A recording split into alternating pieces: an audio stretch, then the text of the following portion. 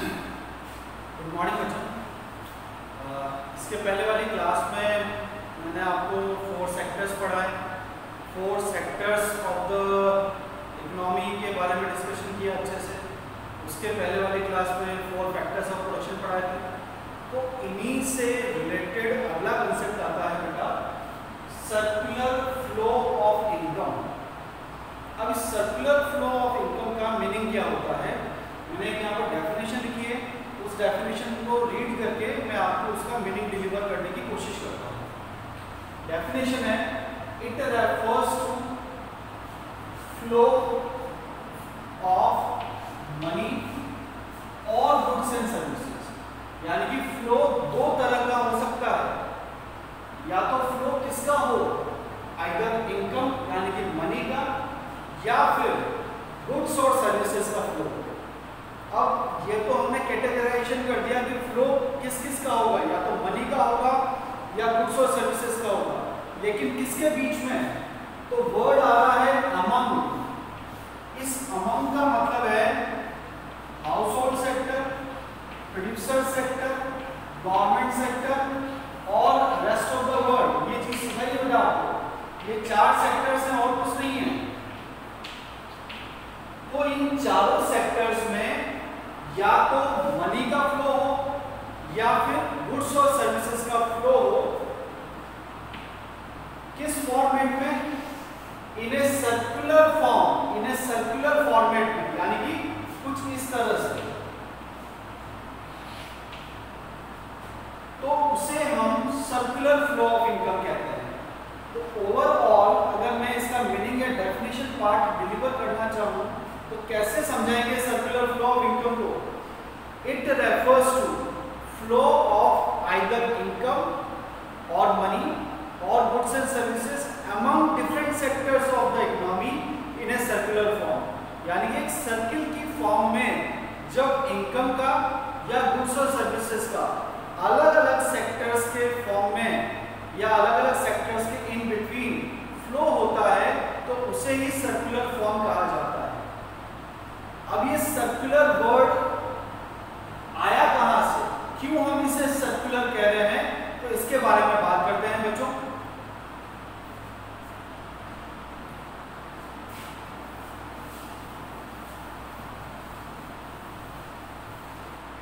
इसके लिए सबसे पहली एक्टिविटी डिस्कस होती है प्रोडक्शन। अब प्रोडक्शन कौन परफॉर्म करेगा, प्रोड्यूसिंग सेक्टर यानी कि फर्म्स परफॉर्म करेंगे। ये प्रोड्यूसिंग सेक्टर या ये फर्म्स फैक्टर सर्विसेज कहां से लाएंगे, हाउस होल्ड सेक्टर से, या तो वो खरीदेंगे या फिर हायर करेंगे। अभी सिखाया था मैंने आपको। तो प्रोड्यूसिंग सेक्टर फैक्टर सर्विसेज को हायर करके या खरीद के प्रोडक्शन एक्टिविटी को परफॉर्म करते हैं और बदले में हाउस होल्ड सेक्टर को फैक्टर इनकम देते हैं, यानी कि रेंट, वेजेस, इंटरेस्ट और प्रॉफिट। और जब वो इन्हें रेंट, वेजेस, इंटरेस्ट और प्रॉफिट देते हैं RWIP, तो कौन सी स्टेज जनरेट हो जाती है, इनकम जनरेशन। पहले हुआ प्रोडक्शन, गुड्स और सर्विसेज को हायर करके या खरीद के हाउस होल्ड सेक्टर से खरीद के यहाँ पर फर्म्स ने किया प्रोडक्शन। फिर उस प्रोडक्शन को करने के बाद या उस प्रोडक्शन को करने के लिए उन्होंने हाउस होल्ड सेक्टर को इनकम पे की। इस इनकम का इस्तेमाल हाउस होल्ड सेक्टर करेगा किसमें, जो गुड्स और सर्विसेज फर्म्स ने बनाए हैं उन्हें खरीदने के लिए, उन्हें कंज्यूम करने के लिए। इसलिए इस इनकम जनरेशन से थर्ड स्टेज बनेगी यहां पर expenditure.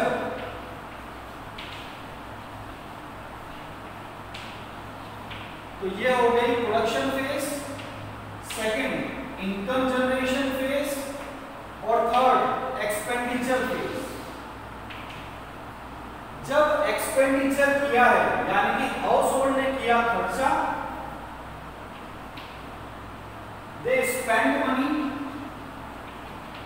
On buying different goods and services, तो उसे हमने कहा एक्सपेंडिचर।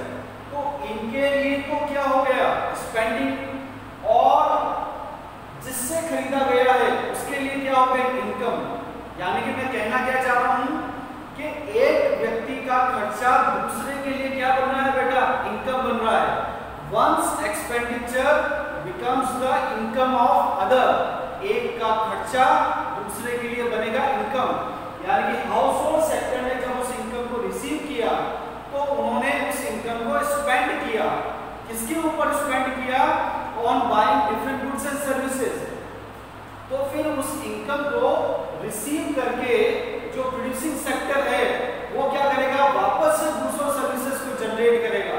यानी कि जो पहले बनाए गए थे वो तो अब यूज हो गए हैं, खत्म हो गए हैं, कंज्यूम हो गए हैं, तो वापस से डिमांड जनरेट होगी और वापस से प्रोडक्शन फेज आ जाएगी। तो प्रोडक्शन से इनकम, इनकम से एक्सपेंडिचर और अगेन एक्सपेंडिचर से प्रोडक्शन। तो ये नेवर एंडिंग प्रोसेस चल रहा है बच्चों। और फॉर्मेट कैसा फॉलो हो रहा है, सर्कुलर।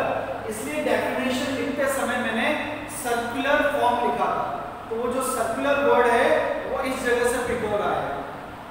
और सर्किल का ना तो कोई एंड होता है ना ही कोई स्टार्टिंग पॉइंट होता है, इसलिए सर्कुलर फॉर्म को नेवर एंडिंग प्रोसेस भी कहा जाता है। तो मैं वापस से इसकी डेफिनेशन को या मीनिंग को आपके लिए डिलीवर कर देता हूं कि सर्कुलर फ्लो ऑफ इनकम है क्या। ये एक तरह का फ्लो है जिसमें या तो मनी फ्लो करता है या फिर गुड्स और सर्विसेज फ्लो करते हैं। किसके बीच में, डिफरेंट सेक्टर्स के बीच में। किस फॉर्मेट में, सर्कुलर फॉर्मेट में, और उसे ही कहा जाता है circular flow of income. Circular flow of income को तीन फेज में समझाया जा सकता है, production phase, income phase and expenditure phase. तो ये था बेटा इसका मीनिंग। अब इसके टाइप्स डिस्कस कर लेते हैं, types of circular flow of income. इसके टाइप्स कहां से आएंगे, इसी की डेफिनेशन से आएंगे। इसकी डेफिनेशन में लिखा हुआ है मनी और गुड्स। तो जब मनी का फ्लो होगा तो वो एक टाइप बनेगा, जब गुड्स और सर्विसेज का फ्लो होगा तो वो सेकंड टाइप बनेगा। आइए देखते हैं कैसे होता है।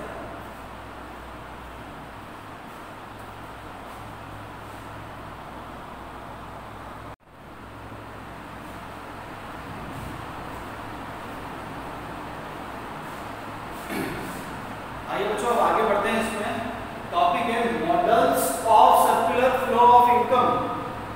तो डिफरेंट मॉडल्स होते हैं depending upon the involvement of sectors.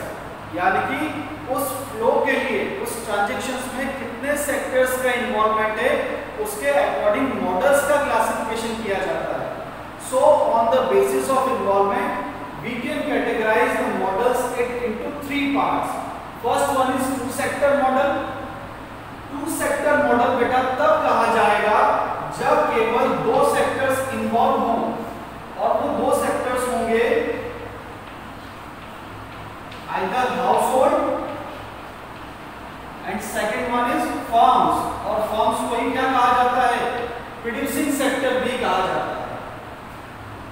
Household sector और फर्म्स इन्वॉल्व होते हैं तो उसे टू सेक्टर मॉडल कहते हैं। 4 में से केवल 2 सेक्टर्स का ही इन्वॉल्वमेंट आ रहा है। यहाँ पर तीसरा सेक्टर ना तो गवर्नमेंट है और ना ही रेस्ट ऑफ द वर्ल्ड है। तो जब रेस्ट ऑफ द वर्ल्ड नहीं होता है तो ऐसी इकोनॉमी को, ध्यान से सुनिएगा बच्चों, क्लोज्ड इकोनॉमी भी कहते हैं। Closed economy is that economy in which export and import are not permissible with the due permission of government. यानी कि गवर्नमेंट की परमिशन से जिस इकोनॉमी में एक्सपोर्ट इंपोर्ट की परमिशन नहीं दी जाती है उसे क्लोज्ड इकोनॉमी कहते हैं। इसलिए यहाँ पर ना तो गवर्नमेंट हमें दिखाई दे रहा है और ना ही ROW यानी कि रेस्ट ऑफ द वर्ल्ड। अब 3 सेक्टर मॉडल क्या होता है? 3 सेक्टर मॉडल बच्चों उसे कहते हैं जहां पर house hold sector, producing sector और गवर्नमेंट ये तीनों इन्वॉल्व हो। ऐसे सेक्टर को या ऐसे सेक्टर के ट्रांजैक्शंस को समझाने के लिए हम 3 सेक्टर मॉडल का यूज करते हैं। इसके बाद आता है 4 सेक्टर मॉडल। 4 सेक्टर मॉडल में कौन आएंगे?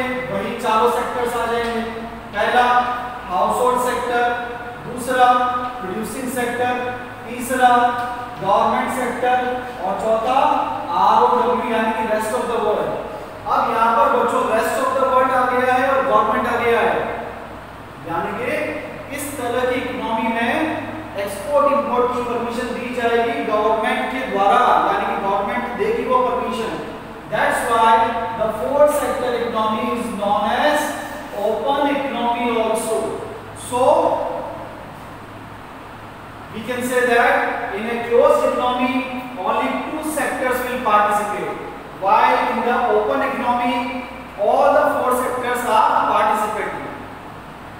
अब आपका बच्चों जो 12th का सिलेबस है उसमें केवल सिलेबस में ये टू सेक्टर ही डिस्कस किया जाता है, ये 3 सेक्टर और 4 सेक्टर दोनों नहीं है ना। तो इन दोनों को हम यहाँ पर ड्रॉप करते हैं और हमारे आगे का डिस्कशन केवल 2 सेक्टर को ध्यान में रखते हुए ही हम आगे बढ़ाएंगे। आइए देखते हैं कैसे होता है 2 सेक्टर।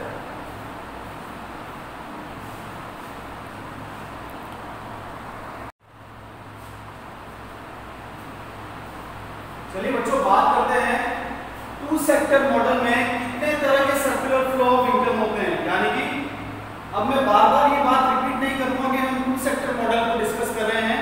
एक बार आप समझ लीजिए कि सिलेबस में 2 सेक्टर के इसलिए 2 सेक्टर की बात की जाएगी, इसलिए केवल टॉपिक आ रहा है यहाँ पर types of circular flow of income. अब ये टाइप्स आया कहाँ से? टाइप वर्ड का मीनिंग छुपा हुआ था बच्चों सर्कुलर फ्लो ऑफ इनकम की डेफिनेशन में। इसकी डेफिनेशन में आ रहा था it refers to flow of money or goods and services. तो बच्चों इस बेस पर हमने इसके 2 टाइप्स कर दिए हैं। अगर दोनों सेक्टर्स के इन बिटवीन अगर गुड्स का फ्लो होता है, गुड्स और सर्विसेज का फ्लो होता है तो उसे हम रियल फ्लो कहते हैं। और अगर दोनों सेक्टर्स के इन बिटवीन इनकम का फ्लो होता है तो उसे हम मनी फ्लो कहते हैं।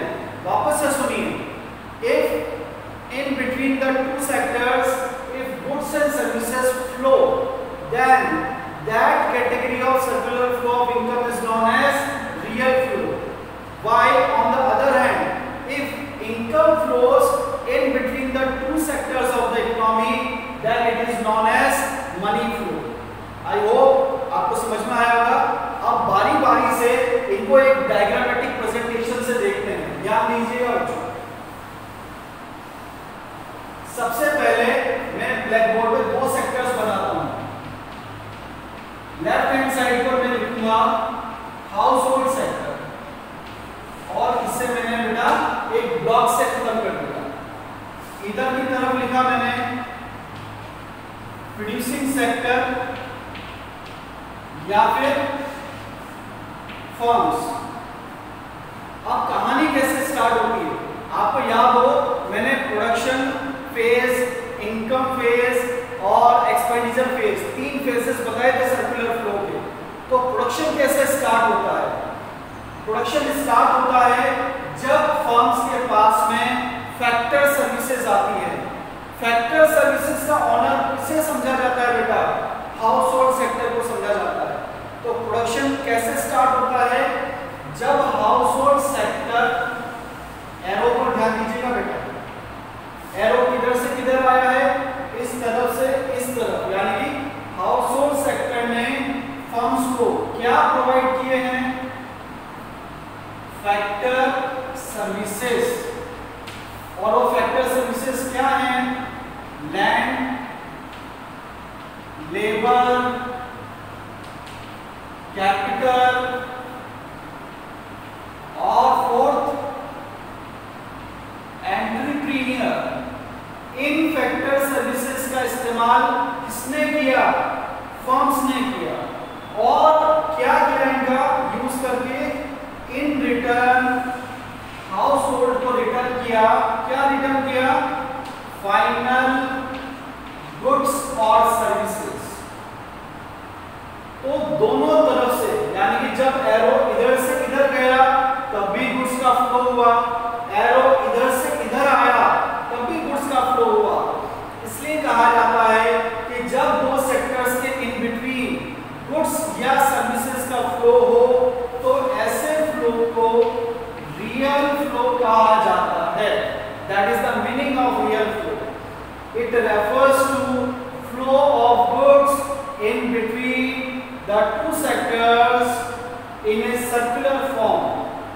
इसलिए सबसे पहले वापस से समझिए, सबसे पहले हाउस होल्ड सेक्टर ने फैक्टर सर्विसेज प्रोवाइड की किसे? फर्म्स को। फैक्टर सर्विसेज क्या होती हैं? लैंड, लेबर, कैपिटल और एंटरप्रेन्योर। इन फैक्टर सर्विसेज का इस्तेमाल करके फर्म्स ने गुड्स बनाए और यूज करने के लिए रिटर्न बैक किए किसे? हाउस होल्ड सेक्टर को। कौन से goods? Final goods and services को रिटर्न किया गया। तो दोनों तरफ गुड्स का फ्लो होने पर इस तरह के फ्लो का नाम दिया गया रियल फ्लो। अब हम बात करते हैं, ये पहला वाला कंप्लीट होता है। अब हम बात करते हैं बेटा मनी फ्लो के बारे में।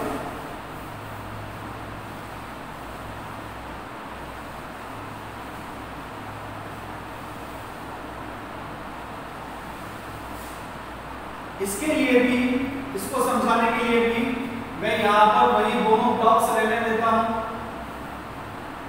और रियल फ्लो के आगे ही इस कहानी को आगे बढ़ाते हैं। कहानी क्या थी बेटा? हाउस होल्ड सेक्टर ने फर्म्स को फैक्टर सर्विसेज प्रोवाइड की थी। तो ये factor services house hold sector ने फर्म्स को फ्री में तो नहीं दी होगी, यानी कि they have a price, all the factors have a price, that's why they have to pay, यानी कि दे का मतलब है firms have to pay appropriate price to the household sector for their payments, यानी कि उनके फैक्टर्स के लिए उसे पेमेंट करना पड़ेगा। तो एरो किस तरफ से किधर जाएगा? फर्म से हाउस होल्ड सेक्टर की तरफ एरो गया। ये किसका पेमेंट हो रहा है? Factor payment. किस फॉर्मेट में हो रहा है फैक्टर पेमेंट? रेंट, लेबर के लिए जाएगा वेजेस, कैपिटल के लिए जाएगा इंटरेस्ट और एंटरप्रेन्योर को क्या मिलेगा? प्रॉफिट। तो फर्म पे कर रही है बेटा, इसलिए कंसेप्ट आया factor payment. After receiving this, receive कौन कर रहा है? हाउस होल्ड सेक्टर, यानी कि हाउस होल्ड सेक्टर के लिए क्या बन गई? ये इनकम बन गई। तो जैसे ही हाउस होल्ड सेक्टर इस इनकम को रिसीव करेगा, ये इस इनकम को स्पेंड करेगा किसके ऊपर? फाइनल गुड्स और सर्विसेज पर। इसलिए यहां पर एरो पर हम लिखेंगे एक्सपेंडिचर ऑन, किसके ऊपर? On final goods and services. तो इस तरफ भी बेटा रेंट, वेजेस, इंटरेस्ट, प्रॉफिट, ये सब मॉनेटरी वैल्यूज हैं, मनी में मेजर कर सकते हैं इसे। और इधर से भी फ्लो हो रहा है expenditure is also expressed in terms of money. So on both the sides money is flowing in between the sectors, that's why this is known as money flow. इसलिए इसे मनी फ्लो कहा जाएगा। तो इस तरह से बेटा हमने यहाँ पर एक और टॉपिक को कंप्लीट किया है, types of circular flow of income. पहला रियल फ्लो, जहां पर दोनों सेक्टर्स के इन बिटवीन गुड्स का फ्लो होता है। सेकंड मनी फ्लो, जहां पर इन दोनों सेक्टर्स के इन बिटवीन मनी का फ्लो होता है। अब एक कंबाइंड डायग्राम देखते हैं जिसमें इन दोनों सेक्टर्स को हम साथ साथ देखेंगे कि एक का एक्शन दूसरे का रिएक्शन कैसे होता है। आइए उसे भी देखते हैं।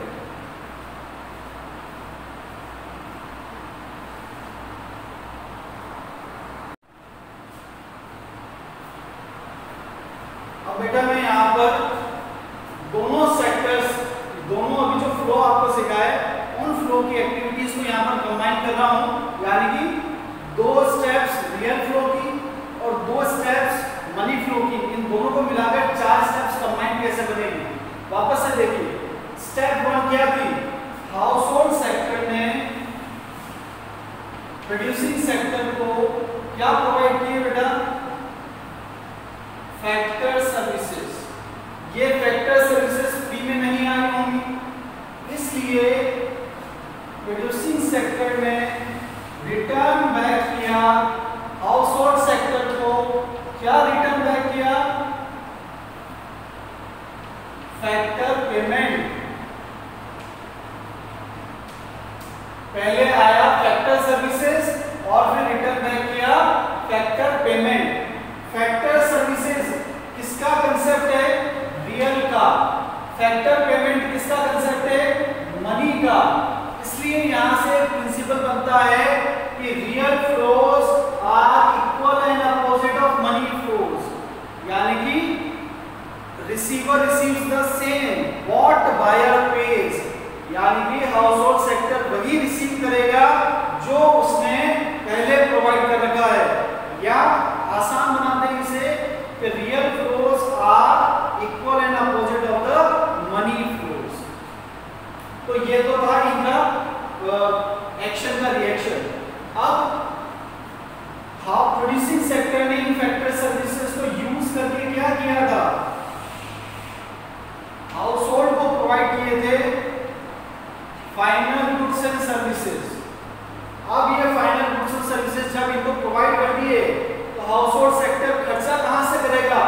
इस पेमेंट को इनकम बनाकर, यानी कि जो इसने पेमेंट किया वो बनी इसके लिए इनकम, और इस इनकम को हाउस होल्ड सेक्टर खर्च करेगा यहां पर एक्सपेंडिचर ऑन फाइनल गुड्स और सर्विसेज के तौर पर।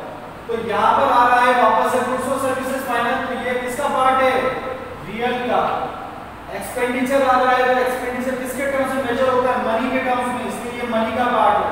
इसलिए यहां पर भी कहा जा सकता है कि real flows are equal and opposite of the money flows. एक का खर्चा दूसरे की बनता है इनकम।